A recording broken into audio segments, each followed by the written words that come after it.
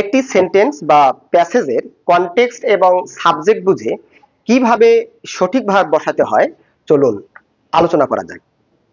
প্রথমে সেন্টেন্স বা প্যাসেজটির কনটেক্সট খুব ভালো করে বুঝতে হবে।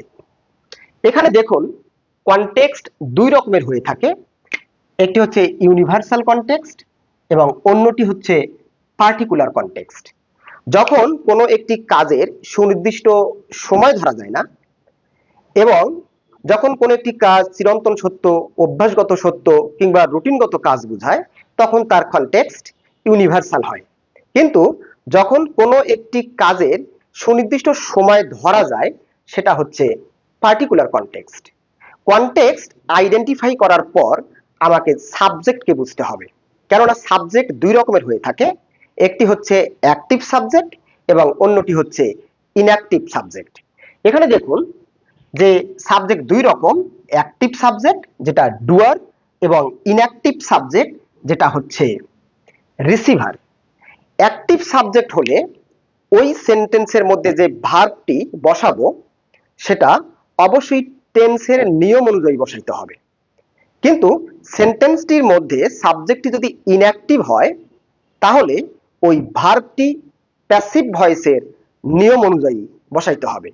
এখানে দেখুন এক নাম্বার বাক্য, cricket match arrange between two teams. তাহলে আমরা দেখলাম যে cricket match arrange between two teams, এটার কনটেক্সটটা কিন্তু ইউনিভার্সাল, কারণ দুটি দলের মধ্যেই কিন্তু ক্রিকেট ম্যাচ আয়োজন করা হয়। তাহলে ক্রিকেট ম্যাচ দুটি দলের মধ্যে আয়োজন করা হয়, তাহলে এটা প্রেজেন্ট ইনডিফিনিট টেন্স। এবং এখন আমি দেখলাম ক্রিকেট ম্যাচ এটা হচ্ছে সাবজেক্ট, এই যে সাবজেক্টটি দেখলাম এই ক্রিকেট ম্যাচ এটা কিন্তু অ্যাক্টিভ না, কারণ ক্রিকেট ম্যাচ তো আয়োজন করে না, ক্রিকেট ম্যাচকে আয়োজন করা হয়।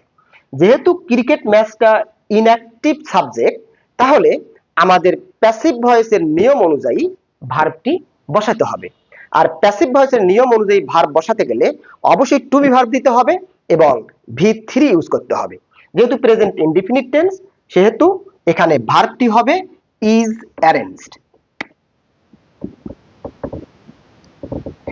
দ্বিতীয় বাক্যটির দিকে লক্ষ্য করুন, I write a letter yesterday. যেহেতু ইয়েস্টারডে আছে তাহলে পার্টিকুলার এবং এটা দেখেই বুঝতে পারলাম যে এটা পাস্ট ইনডিফিনিট টেন্স। এখন আমাকে দেখতে হবে যে আই যে সাবজেক্টটি আছে এটা অ্যাক্টিভ না ইনঅ্যাক্টিভ। হ্যাঁ, আই একটা অ্যাক্টিভ সাবজেক্ট, তাহলে আমার টেন্সের নিয়ম অনুযায়ী ভার্বটি বসাতে হবে। তাহলে টেন্সের নিয়ম অনুযায়ী ভার্বের এখানে পাস্ট ফর্ম দিতে হবে।